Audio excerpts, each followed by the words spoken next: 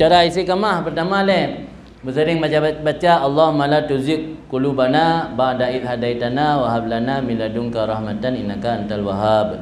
Yang doa yang diajarkan lang kita oleh para ulama agar daya istiqamah. Yang kedua baca Allahumma ya muqallibal qulub sabbit qalbi ala dinika wa ta'atik. Wahai Allah yang membolak-balikkan hati, kokoh tetapkan hatiku di atas agamamu dan taat kepadamu. Yang dua macam yang doa salah satu cara untuk supaya kitanya istiqamah. Karena fadilah daripada istiqamah kepada agama tanya akan geba kabar gembira li malaikat menjelang kenikmati. Menjelang kenikmati gejak malaikat gelapur bak tanya, wahai hamba Allah, kamu mendapat kabar gembira dengan surga. Yang keuntungan fadilah daripada istiqamah dalam beramal. Beramal hanya perlelu, yang penting rutin.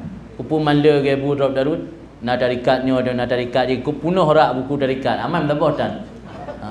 Ada hana tarikat menyertai mamai dengan kulasah madatnya mentang namai insya-Allah dengan wasilah para wali-waliullah, para habaib, para zuriat Rasul teruk syidron kepada Allah.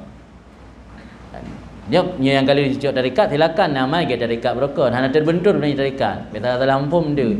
Ya kalau ya apa jelek-jelek tarikat lain hana urang-urang yang kalau nak tarikat khusus nak amalkan yo kanan coknya sebagai tambahan. Alhamdulillah silakan. Sebab hana terbenturnya.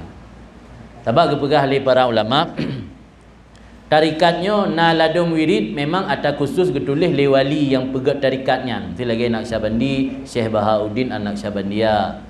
Na yang ladum wirid-wirid dan tarikat bersumber dari hadis. Na yang ladum dari mimpi. Tapi kalau lumpuh aja lah. Lumpuh kadang-kadang orangnya nak bertemu dengan Rasul. Maknanya boleh percaya, boleh tidak. Yang perlu untuk pegah, gekun le ulama dalam kitab, menyo para waliullah geturi jok wirid teh ke umat untuk supaya ngan wiridnya terlindungi menjadi perisai. Rasulullah lebih aula geturi. Kadang-kadang dia terlanjur karena kalupah fanatik, kadang-kadang dua di Rasul dia. Ya kan? Le masyarakat lagi akan nak fanatik ke tira wali. Sayang kakak nak tengok lagi Rasul dia kan wali yang tak tahu. Di dalam kitab nya waliullah geturi jo amalan wirid dan zikir supaya je ke perisai, pelindung katanya untuk memudahkan urusannya. Nya Rasulullah lebih aula geturi. Mungkin Rasul tak baca la ilaha illallah wahdahu la syarikalah di ploga di subuh di ploga di maghrib. Anak depu pu fadilah Rasul dia baca-baca galak-galak mana mungkin. Jadi nya waliullah geturi tah wirid Rasul lebih aula geturi. Maka katanya yang hana mursyid khusus tamat mentang wirid-wirid nabawi lagi nyo kelung pegah tapi pengarang kitab Mianah dan naci ulama-ulama lain yang pegah. Dalam kitab Kifayatul Adqiyah yang jedengku kalen.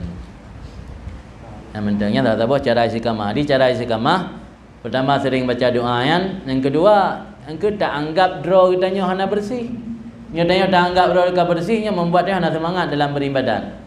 Kalian bersering tak bergaul dengan orang yang ahli ibadat. Bersering tak baca buku-buku kisah-kisah orang yang ahli ibadat.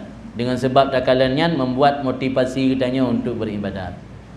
Maka gekun li Abu Hanifah hikayatus salihin jundun min junudillah yakwi biha qulubul mu'minin. Cerita orang-orang saleh tentara daripada tentara Allah yang membuat hati orang beriman jadi kuat.